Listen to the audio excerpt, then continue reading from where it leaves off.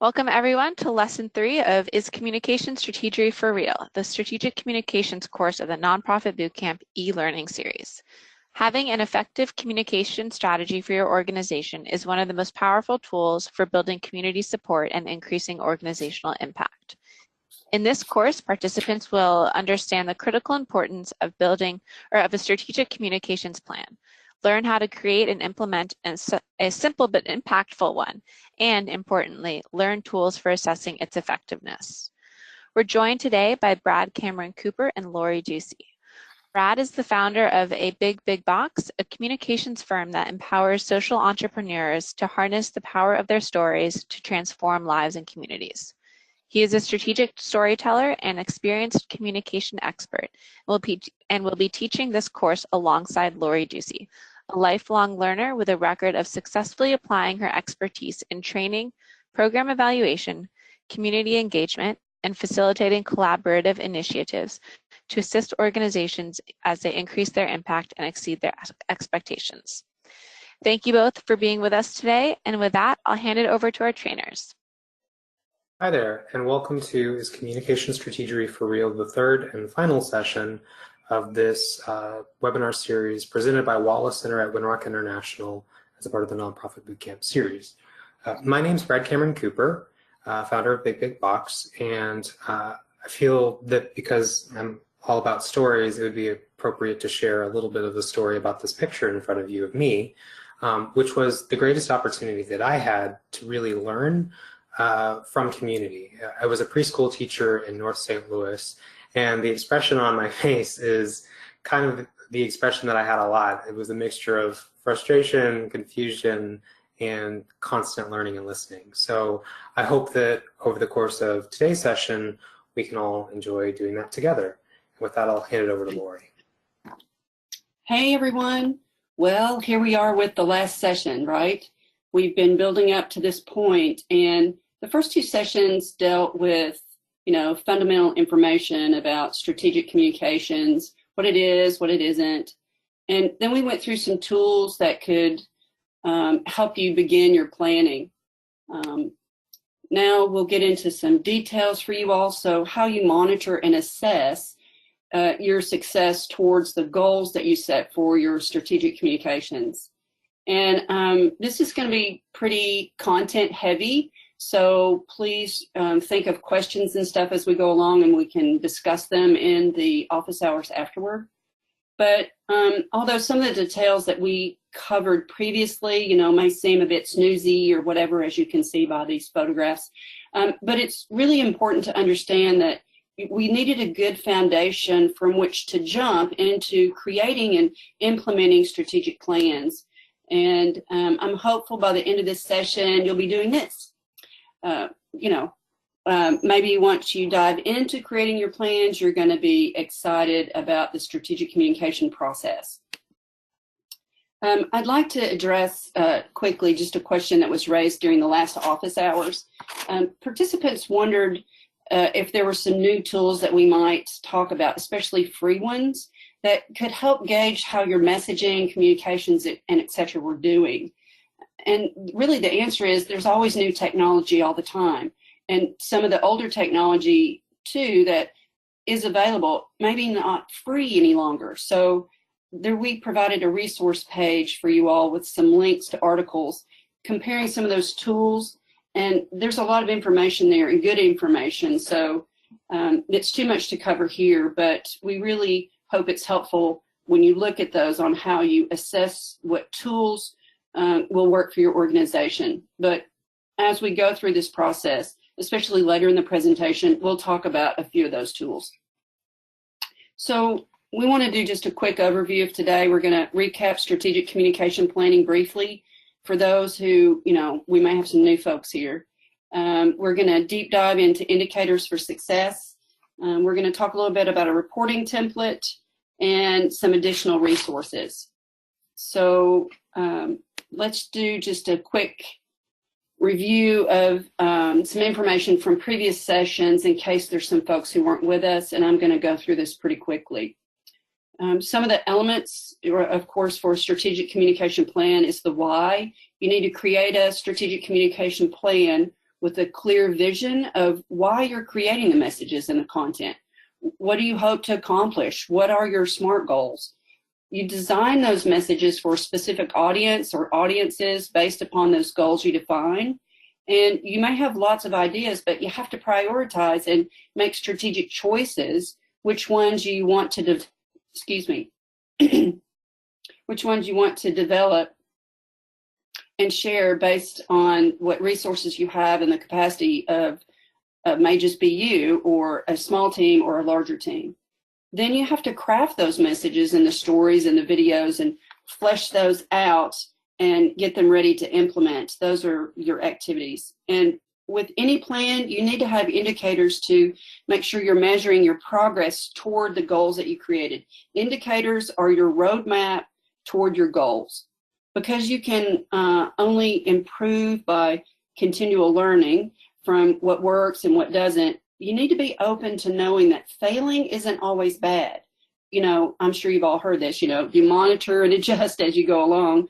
And that's why you look at indicators all along the road to the goals. So you're making sure you're making some adjustments when you need to. And then lastly, you know, the plan is only successful, you know, when you have those who are approving the work and those who are doing the work all being sure they understand what the plan is and why you're doing it. So this session, again, is about how to assess your strategic communication plan.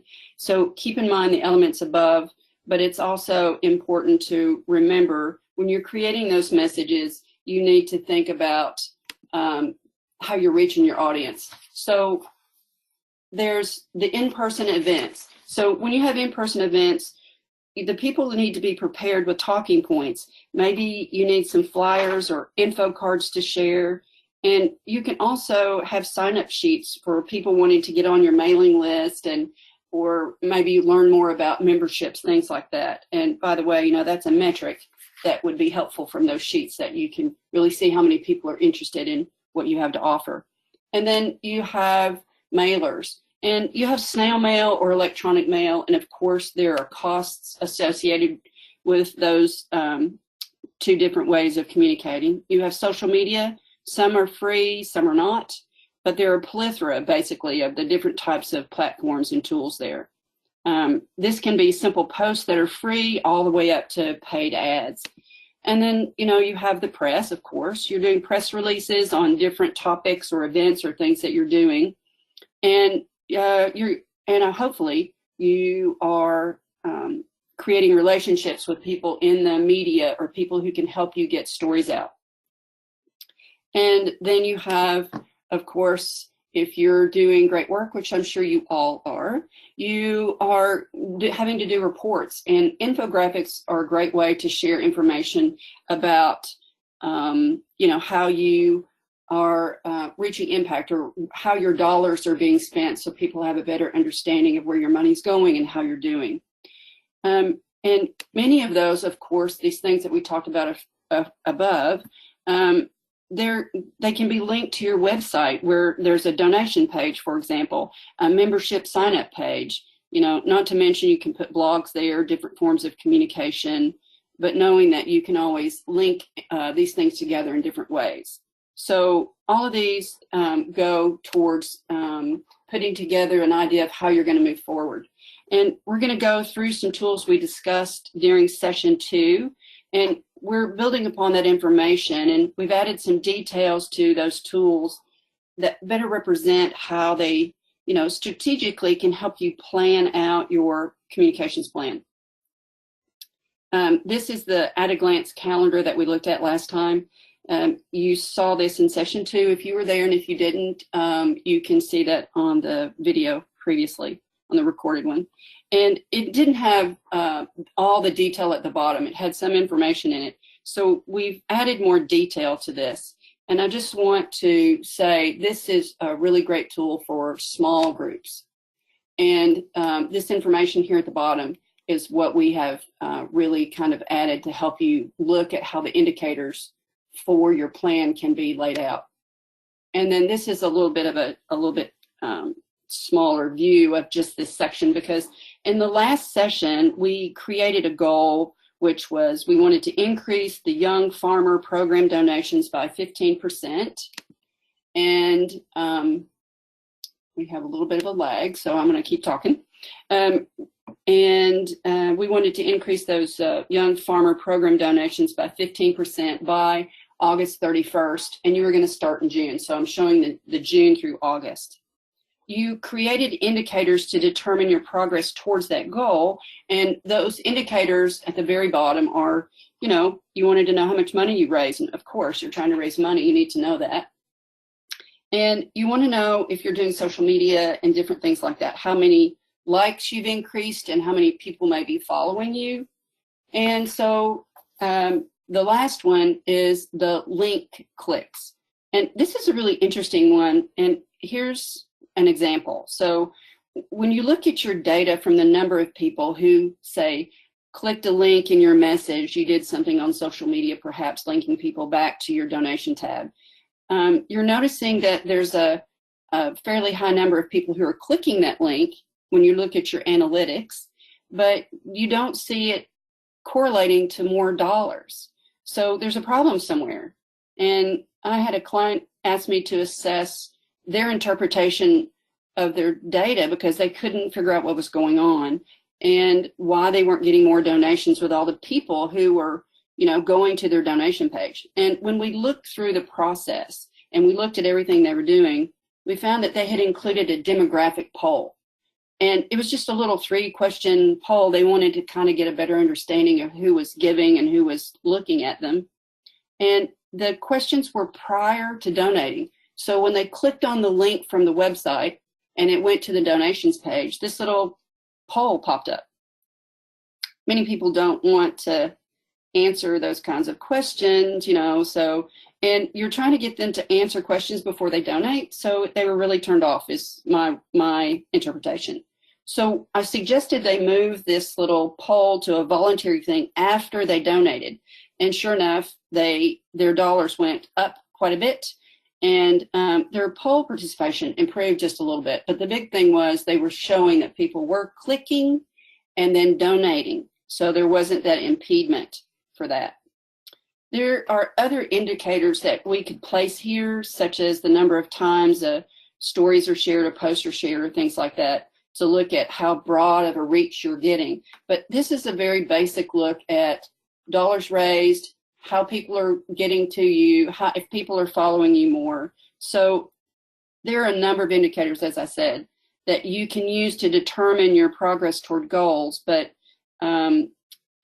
you can use the various social platforms to help you do that in a very easy way.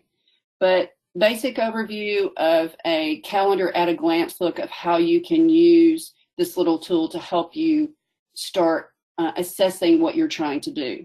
And at this point, I'm going to give it to Brad. He's going to take a bit of a deeper dive and look a little bit further into how those analytics from these tools can help.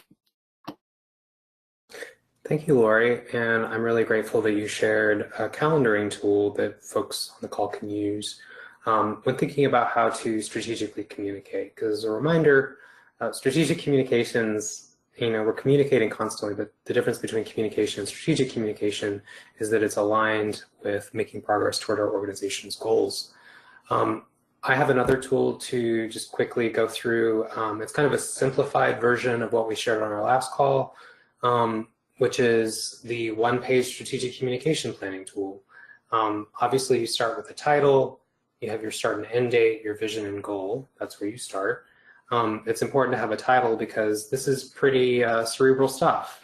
Communications, you don't often until maybe toward the end see something physical, and so naming what you're doing really helps bring your team together to drive progress toward your organization's goals using strategic communication.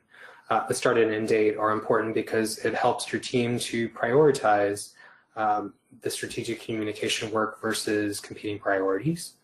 And then your vision is how the world is actually going to be different as a result of the work that you've done. And then your goal or goals are, you know, what progress is going to look like as you continue to strive to realize your vision for your strategic communication planning. So we've completed this one-page strategic communication tool based on our experience of putting this together. The title is Communication Strategery for Real. We needed to make it a real thing. Our start date was back in January. We're going to be closing this out, the webinar series itself, before the end of the month. And of course, we've got the ones that we're really excited to participate in as well, which will be going through June. Then we have our vision, which is that we want all of you who are participating in this to become really great strategic communicators. And we hope that we can help you get there. So our vision is, the nonprofit leadership network, Food Systems Nonprofit Leadership Network is able to communicate expertly. And the goal, how we'll make progress toward that, is that we want to see people who participate in this course, that they're able to create, execute, and evaluate a communication plan. All right, so this is the last half of the one-page communication tool, and I'll just quickly run through what these components are, and then walk you through how we completed it as an example for you. There's the audience, there's the people that you want to have receive your message. Purpose or objective of engagement. This is kind of a, if you take your vision and your goal, it's beginning to craft your indicator about what it will look like, what will be different, tangibly different as a result of your strategic communication.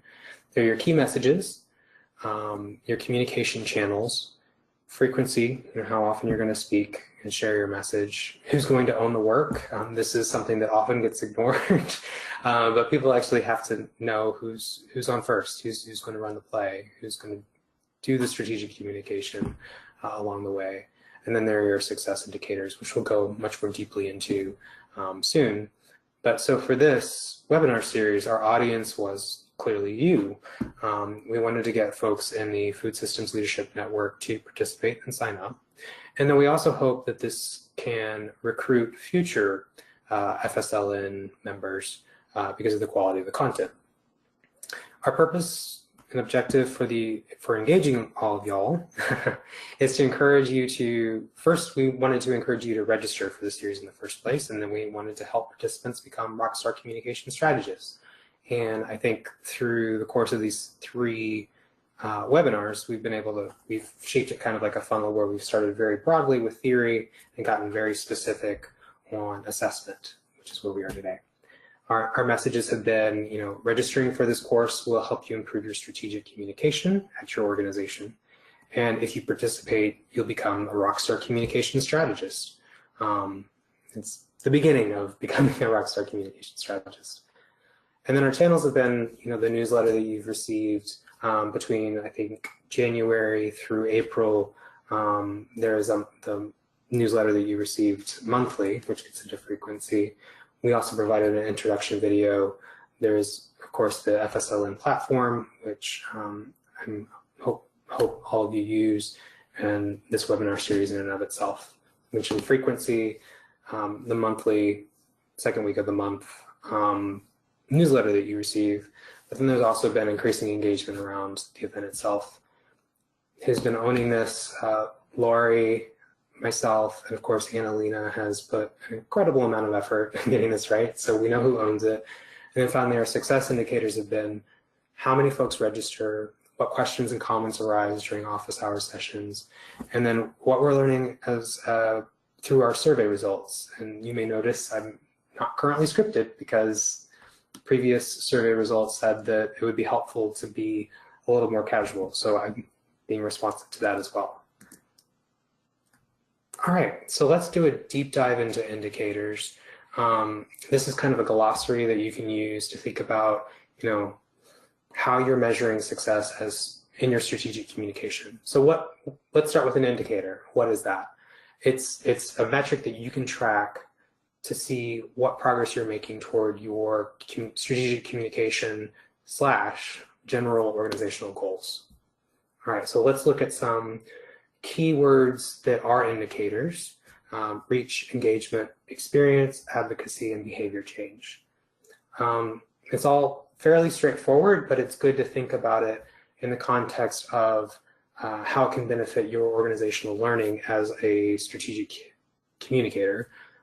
First and foremost is reach. That's just the number of people whose eyeballs, ears, feet are experiencing the message that you're generating. And I say feet because we can't forget live events are incredibly important.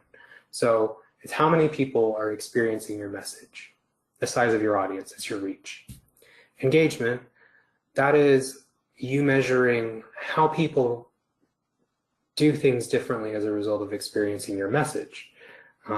So a lot of people can see your social media postings, but it's wanting to see that they click a reaction or they comment or they share. It's a great example of how different ways that people can engage with your content on social media. Experience is often experience is how folks feel about experiencing your message. This is a little tricky because a lot of people are not going to just immediately say, this is what I think. So this often requires interviews, surveys, focus groups to really understand how people are experiencing what you're saying and what are the opportunities to make it more relatable, better, and more successful.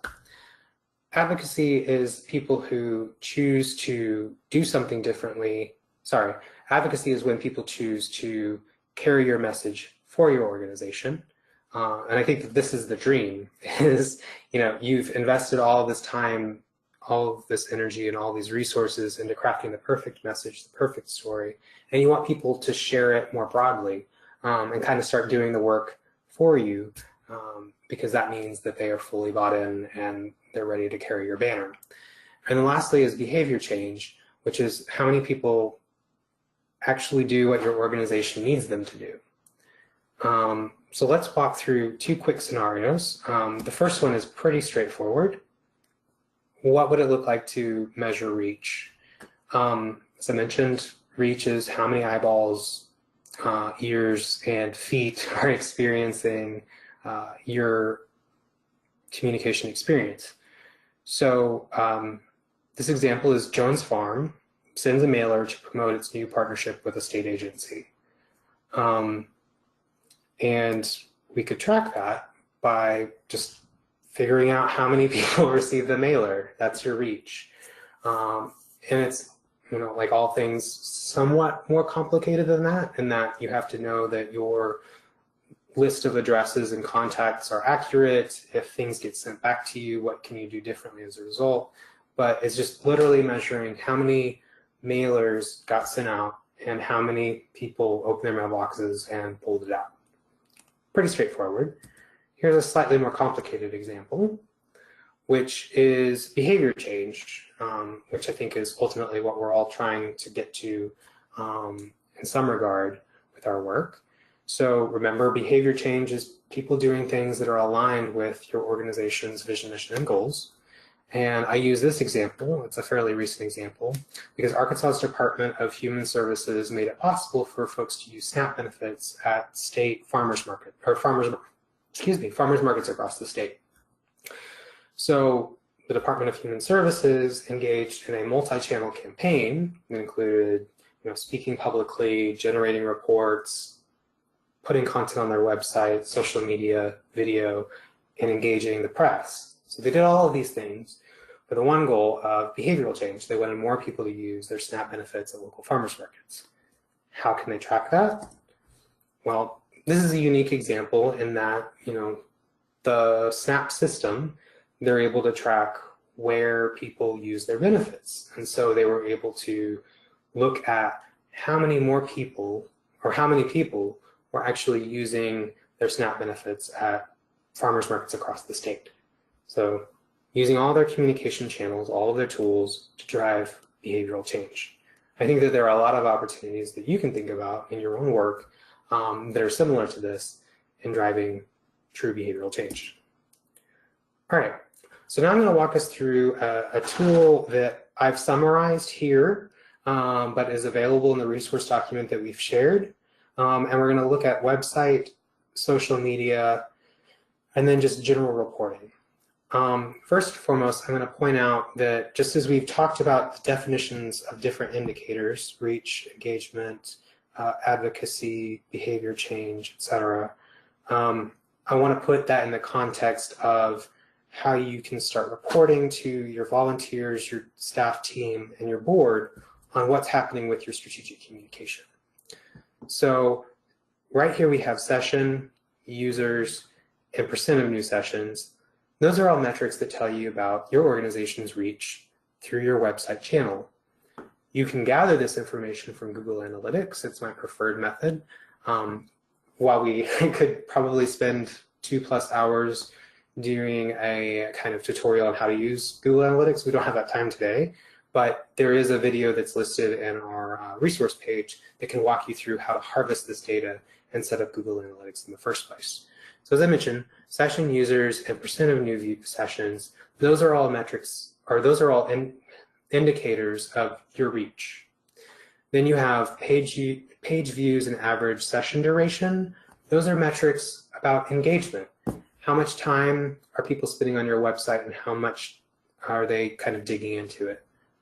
I'm also going to very quickly, and only this time, talk about date ranges. I typically measure communication metrics based on quarter because it's very helpful to compare quarter to quarter, but some people may find it more useful to do month by month, although I know very few people who have that time. The other thing that I want to mention about your website is it is important to think about the key content that you're generating. This can often give you surprising results. One personal example is when I was at the Winthrop Rockefeller Foundation, I had 2 major projects. One was our annual report, which was pretty great, and I spent probably 120 hours on it. Another was a video series that celebrated our president and CEO because she had been there for 10 years. As you can probably imagine, I spent probably 24 hours in total on the video series to celebrate our president and CEO. Again, probably well over 240 hours on the annual report. The data showed me that what was most thoroughly engaging is the 10 video series that I spent very little time on, and that taught me that I needed to do more candid, authentic, relation-based content for the Winthrop Rockefeller Foundation because that was going to go farther and get more engagement. So it's good to kind of compare the specific projects that you are completing and promoting and communicating on your website so that you can see what works and simply what doesn't. Okay, really quickly about Facebook. Again, we have our date ranges. Likes and reach, that's your reach. So page likes, that's the number of people who have clicked the like button or the subscribe button for your organization's Facebook page. You want to see that grow over time, obviously, and you want to pay attention to when growth kind of spikes. Reach, really pay attention to those most popular posts because they're telling you when you're doing things right. And think critically about why posts perform better than others. What you'll often see is because you've tagged or included a key partner who has perhaps an even greater audience than you do, and you can really ride that and learn from how you're promoting key posts. And do pay attention to the dates because we all know that things get busy in the spring and fall. Things typically drop off in the summer. So that's another kind of consideration to make as you're reviewing what posts on Facebook, and this also applies to Twitter, are performing best. And then engagement is important because you could be cranking out a bunch of content and nobody's paying attention or doing anything with it. You want to figure out how to spend less time to get more eyeballs on your content. And so really pay attention to how many folks are reacting, commenting, or sharing your Facebook posts, because you can learn from what works versus what doesn't and do what works more. And the last thing that I'll point out is do lift up and give visualizations of what's successful in your content and compare it quarter by quarter, because you might start noticing some specific trends. And then really quickly, behavior change. Strategic communication doesn't exist in this other world. It's not this nebulous thing. It is, should be directly aligned with what your organization is trying to more broadly achieve. And so, as Lori pointed out in her calendar template, here's another way of thinking about how to track progress toward your donation goals, increasing your volunteer base, and then this last piece around audience insights.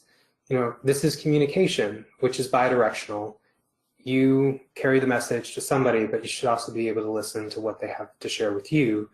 So you need to continue to either survey, interview, or focus group based on your ability, because it can be as casual as having coffee with some volunteers or donors or staff to just get their feedback on the quality of the communication, what the recommendations are for continuous improvement and perhaps future projects.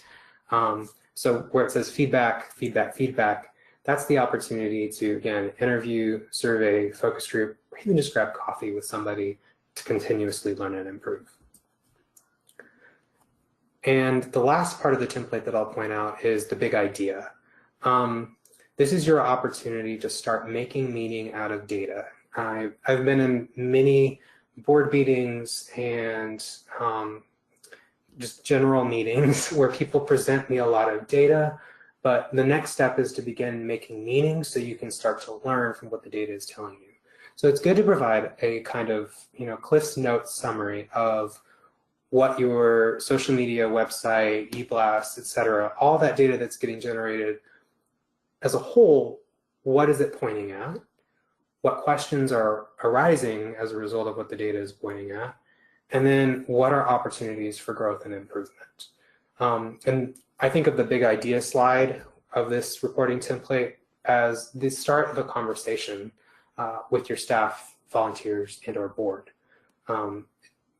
Again, take the time to learn from what the data is telling you, because that's a part of how you're continuously learning, growing, and improving. And at our last session, a lot of folks really requested some free to nearly free resources, and a lot of this is free to try, but as you grow and expand, it quickly becomes an investment. So I'll walk through these very quickly, which are Google Analytics. It's my absolute favorite way to analyze the success of websites and track over time. Again, we don't have time to walk through how to use Google Analytics, but we have provided a quick tutorial video in the resource page included with this webinar. The next thing that's a bunch of stacked parallelograms, I think that's what those are called, is Buffer. And it is a really good scheduling, social media scheduling platform that includes Instagram, LinkedIn, Facebook, and Twitter. And it has some kind of rudimentary analysis features, and you can sink some money into it and it gets much more robust. But it's something to consider and explore.